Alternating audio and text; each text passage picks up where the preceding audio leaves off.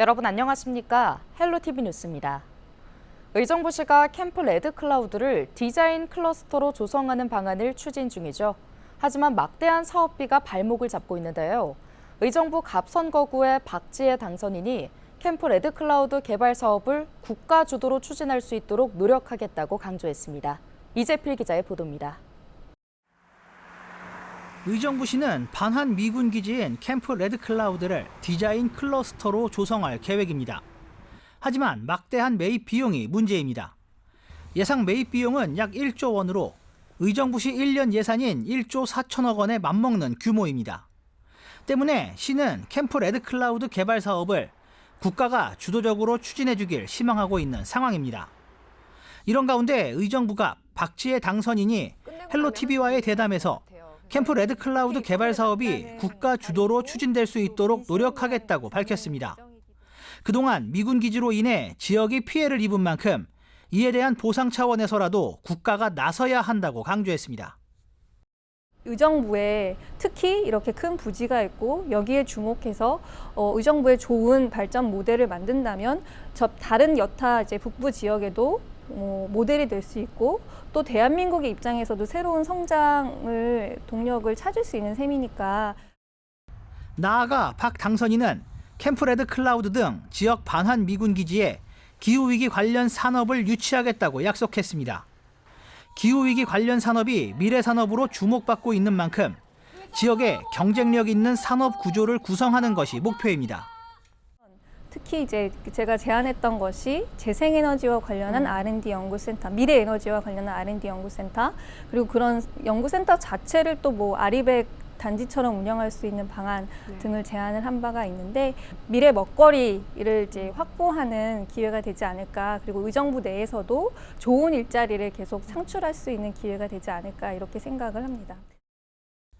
한편 박 당선인은 이외에도 경기북부 특별자치도 설치를 비롯해 지역 중첩 규제 해소 방안을 마련하고 소상공인들이 활발히 활동할 수 있는 바탕을 마련하는 데 주력하겠다고 약속했습니다. 헬로티비 뉴스 이재필입니다. 지난달 의정부의 한 하수관에서 알몸으로 숨진 채 발견된 남성은 응급실에서 검사를 받던 중 실종됐던 것으로 파악됐습니다. 숨진 60대 남성 A씨는 남양주의 한 가구 공장에서 일했으며 치매 등 지병을 앓아온 것으로 전해졌는데요. 경찰 조사 결과 A씨는 지난 1월 공장 관계자 B씨와 업무차 연천군의 한 공장에 갔다가 발작 증세로 병원으로 옮겨졌습니다. 그리고 당일 오후 5시쯤 스스로 병원을 나왔는데 경찰은 이것이 A씨의 마지막 행적인 것으로 파악했습니다. 경찰은 A씨가 알몸 상태로 발견된 건 저체온증 지속으로 추운데도 옷을 벗는 이상탈이 현상인 것으로 추정하고 있습니다. 앞서 이 남성은 지난달 16일 오후 2시 반쯤 의정부시 가능동의 한 하천 하수관에서 숨진 채 발견됐습니다. 황금 연휴 기간인 지난 3일부터 6일까지 열린 연천 구석기 축제에 7만여 명이 방문한 것으로 파악됐습니다. 31회째를 맞은 올해 축제는 아슐리안으로부터의 주먹도끼 초대장을 주제로 전국리 유적 곳곳에서 바비큐 체험과 세계 구석기 체험 등 다양한 볼거리와 즐길거리가 마련됐는데요. 연천군은 우천 예보가 있던 어린이날 당일에는 무료 입장을 받았으며 세찬 비에도 많은 인파가 몰린 것으로 전해졌습니다. 김덕현 연천 군수는 내년에는 더 다채로운 프로그램을 준비하겠다고 밝혔습니다. 길거리에서 술에 취해 지나가던 커플에게 다가가 음란 행위를 한 60대 남성이 경찰에 붙잡혔습니다.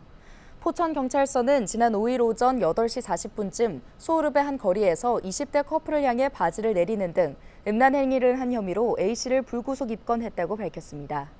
A씨는 제지하던 남성에게 주먹을 휘두른 혐의도 받고 있습니다. 경찰은 구체적인 경위를 조사할 예정입니다. 지난 연휴 기간 양주 가막산에서 등산에 나섰던 한 여성이 헬기에 구조됐습니다. 경기 북부소방재난본부는 지난 4일 낮 2시쯤 50대 여성 A씨가 하산 중 기력 저하로 걷지 못한다는 신고를 받았는데요.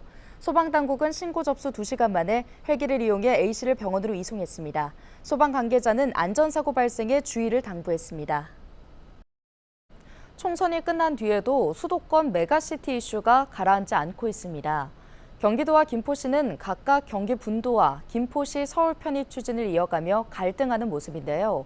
최근 인천 정치권에서도 부천 시흥을 포함하는 인천 500만 메가시티론을 들고 나와 지역 간 경쟁이 일어나는 양상입니다. 메가시티 정책에 대해 더 많은 이해가 필요한 상황인데요. 오늘은 도시계획 전문가인 중앙대 마강래 교수를 통해 자세한 이야기 들어보겠습니다. 교수님, 최근 수도권에서 메가시티 서울에 이어 메가시티 인천까지 정치권 이슈로 공론화하는 모습입니다. 메가시티 정책은 원래 지방 도시들의 균형 발전으로 나온 말로 알고 있는데요. 만약 그런 이야기가 나온다면은, 그러니까 메가시티의 개념을 잘 모르고 얘기를 하고 있다라고 보면 될 것 같아요. 이 메가시티는 기본적으로 인구 그 1,000만 이상의 그 대도시권을 이야기를 해요. 그러니까 여러 도시들이 기능적으로 연계되면은 그 기능적으로 연계된 큰 대도시권이 하나의 도시처럼 작동한다라는 어떤 그런 개념이거든요.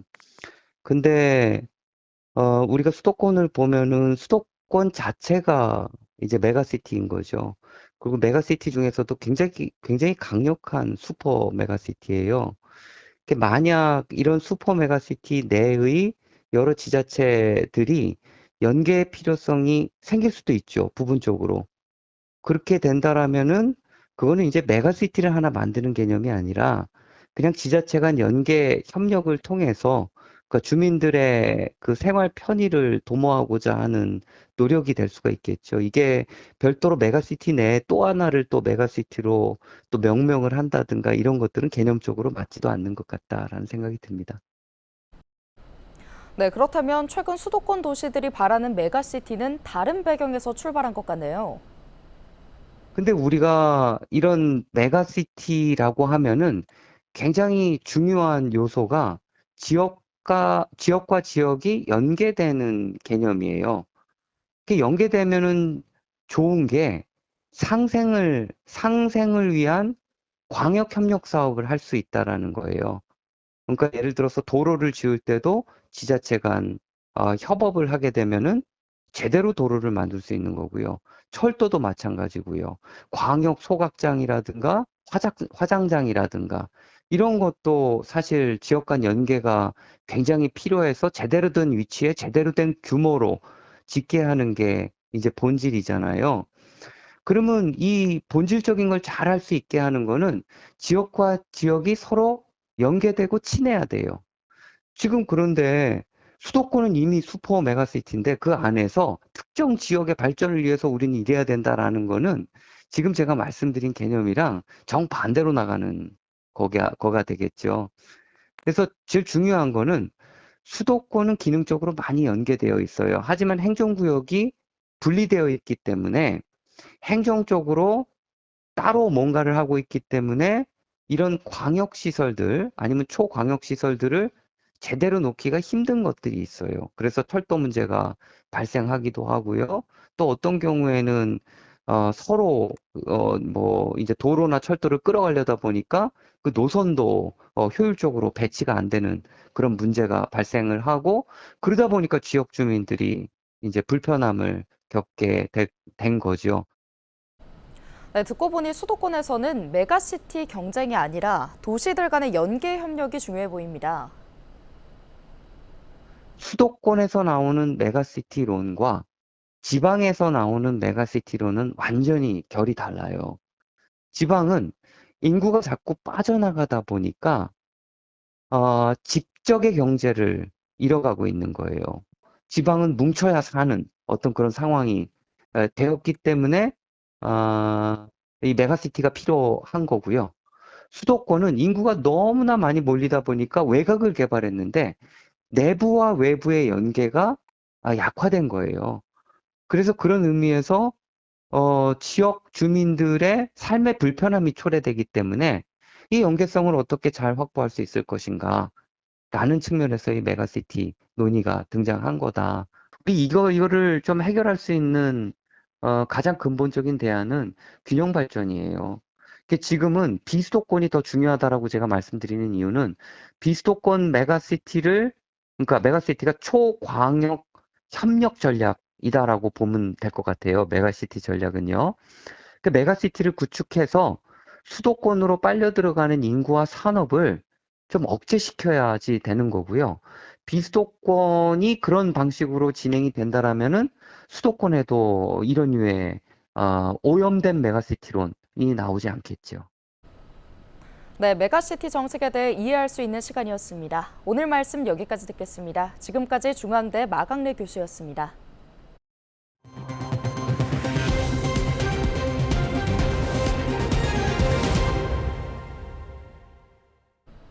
더불어민주당이 22대 국회 전반기 국회의장 선출을 위한 절차에 들어갑니다. 민주당은 7일부터 이틀 동안 후보자 등록을 받아 오는 16일 선거를 치를 예정입니다.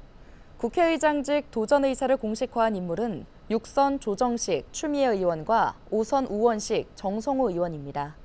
한편 국회의장은 과반수 득표로 당선되는 만큼 22대 국회에서 과반 의석을 차지한 민주당 후보가 차기 의장직을 수행하게 될 가능성이 높습니다. 지난달 법원 경매에 붙여진 서울 지역 빌라 수가 18년 만에 가장 많았던 것으로 나타났습니다. 경공매 전문 기업 지지옥션의 집계를 살펴보면 지난 4월 서울 연립 다세대 주택 법원 경매 진행 건수는 총 1,456건으로 지난 2006년 5월 이후 가장 많은 수치입니다.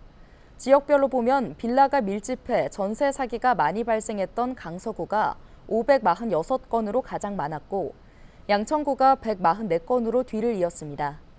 은평구에서는 빌라 69채의 경매가 진행됐습니다.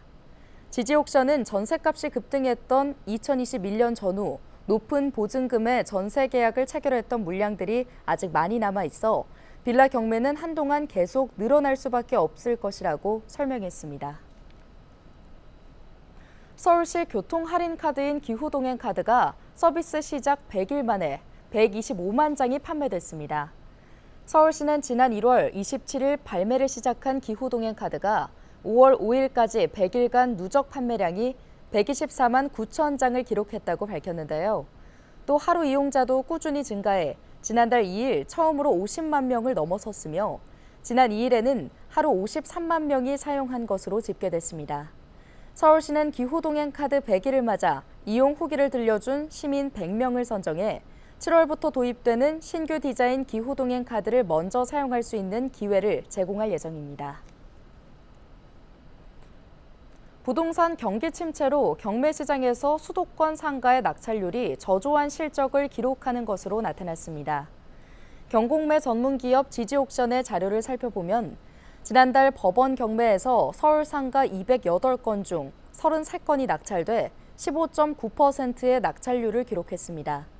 서울의 상가 낙찰률은 지난 1월 21.5%에서 2월 15%로 떨어진 이후 3월 17.1%, 4월 15.9%를 기록하는 등 3개월 연속 10%대에 머물고 있습니다. 인천 지역의 지난달 상가 낙찰률은 16.1%, 경기도 19.7%로 10%대에 그쳤습니다. 지지옥션은 경기 침체로 상가 공실률은 오르고 임대료가 하락하면서 상가 선호도가 낮아진 것을 원인으로 분석하고 있습니다.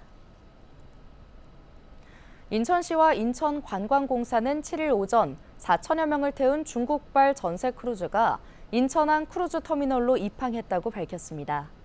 이번 크루즈는 지난 5일 중국 상해에서 출발해 이틀 만인 7일 인천에 기항했으며 인천과 서울 등을 관광한 뒤 상해로 돌아가는 일정입니다. 로얄 캐리비안 선사의 스펙트럼 오브 더 시호는 지난 2019년 건조해 7천여 명을 태울 수 있는 16.9만 톤급 대형 크루즈로 인천에 입항한 크루즈 가운데 역대 최대 규모입니다. 특히 이번 크루즈는 당초 행선지가 일본 오키나와로 예정돼 있었지만 인천시와 인천관광공사 등이 적극적인 마케팅을 통해 크루즈의 한국행을 이끌어냈다고 밝혔습니다. 오늘 준비한 소식은 여기까지입니다. 함께해 주신 여러분 고맙습니다.